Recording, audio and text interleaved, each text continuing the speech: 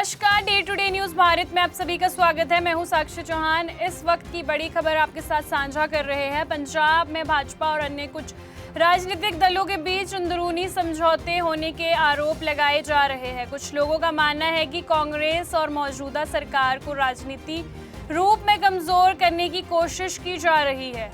ये भी कहा जा रहा है कि ईडी और सीबीआई जैसी केंद्रीय एजेंसी सरकार के अधीन काम कर रही है, इसीलिए जिन राज्यों में भाजपा की सरकार नहीं है वहां इन एजेंसियों की कार्यवाही अधिक चर्चा का विषय बनी है।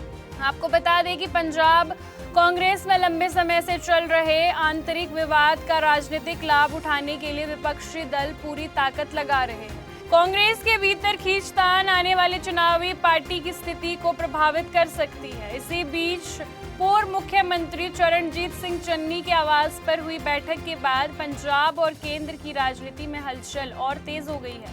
राजनीतिक माहौल में ये भी देखने को मिल रहा है कि विभिन्न दलों के नेता एक दूसरे पर आरोप प्रत्यारोप लगा रहे हैं। शिरोमणि अकाली दल हो या फिर कांग्रेस हो या फिर भाजपा सहित कई राजनीतिक दलों द्वारा राजा वड़िंग पर सवाल उठाए जा रहे हैं। आरोप लगाया जा रहा है कि उनके परिवहन मंत्री रहने के दौरान पर बस बॉडी निर्माण पर स्वीकृतियों से जुड़े मामलों में अनियमितताएं हुई है। बताया जा रहा है कि इस संबंध में कुछ दस्तावेज और फाइल पंजाब विजिलेंस के पास मौजूद है। राजा वड़िंग को लेकर राजनीतिक चर्चाएं लगातार तेज हो रही है और उनके पुराने काल से जुड़े मामलों को बार बार उठाया जा रहा है। विपक्षी दल इन मुद्दों को जनता के बीच ले जाकर राजनीतिक लाभ उठाने का प्रयास कर रहा है। वहीं समर्थक इन आरोपों को राजनीतिक बदले की भावना करार दे रहे हैं। पिछले कुछ दिनों में पंजाब की राजनीति में जिस तरह की गतिविधियां देखने को मिली है उसने कई सवाल खड़े कर दिए हैं। 2027 के विधानसभा चुनाव से पहले जांच एजेंसियां और विजिलेंस विभाग की गतिविधियां और तेज हो सकती है।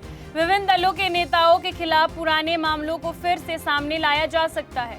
राजनीतिक गलियारों में ये भी चर्चा है कि कई नेता अपने ऊपर लगे आरोप या संभावित जांच से बचने के लिए राजनीतिक दल बदल सकते हैं और वे ऐसे में बीजेपी में जा सकते हैं। आम जनता के बीच ये भावना भी देखने को मिल रही है कि राजनीतिक दल चुनाव के समय बड़े बड़े वादे करते हैं लेकिन सत्ता में आने के बाद उन वादों को पूरा नहीं कर पाते। इसी कारण लोगों में राजनीतिक नेतृत्व के प्रति नाराजगी और अविश्वास की भावना देखी जा सकती है। पंजाब के सामने नशा तस्करी, अपराध और गैंगस्टर गतिविधियां जैसी गंभीर मुद्दे लंबे समय से मौजूद हैं।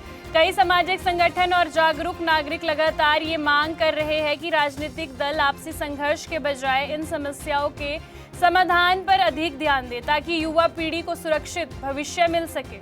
पंजाब के इतिहास में साल 1978 से लेकर साल 1992 के बीच का दौर बहुत कठिन माना जाता है। उस समय आतंकवाद का हिंसा के कारण राज्य को भारी नुकसान झेलना पड़ा था। कई परिवार प्रभावित हुए थे और सामाजिक जीवन पर भी इसका गहरा असर पड़ा था। इसी दौर की पृष्ठभूमि को कुछ फिल्मों और रचनाकारों ने भी दिखाने का प्रयास किया ताकि नई पीढ़ी उस इतिहास को समझ सके और भविष्य में ऐसी परिस्थितियों से बचने के लिए जागरूक रहे। लेकिन ऐसी फिल्मों पर बैन लगा दिया जाता है और पंजाब में साल 2027 के चुनाव जल्द ही देखने को मिलेंगे, तो जनता को चाहिए कि वे अपने मत का बहुत सोच समझकर इस्तेमाल करें। यहाँ कंस्ट्रक्शन में हम क्वालिटी से नहीं खेलते हैं। यहाँ पे कंस्ट्रक्शन फील्ड से नहीं प्रिसीजन से हो रही है। तो genesis Heights project RERA approved है, एसबीआई अप्रूव्ड है, कंस्ट्रक्शन फुल स्विंग पे है। दैट मीन्स आपकी इन्वेस्टमेंट 100% सेफ है। तो चंडीगढ़ यहाँ से मात्र 4 मिनट, एयरपोर्ट 10 मिनट की दूरी पे, Decathlon, DMart, KFC, McD, everything within 2 minutes.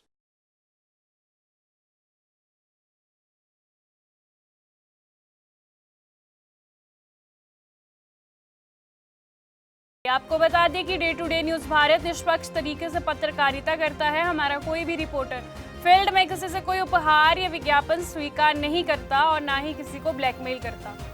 हम हमेशा दबे कुचले लोगों की आवाज बनते आए हैं और आगे भी बनेंगे। साथ ही हम लोकतंत्र के चौथे स्तंभ को मजबूत करने की कोशिश करेंगे। अभी के लिए फिलहाल इतना ही। देश दुनिया की तमाम खबरें जानने के लिए day to day news Bharat को देखते रहे। साथ ही हमारे चैनल को लाइक, शेयर और सब्सक्राइब करना ना भूलें। नमस्कार।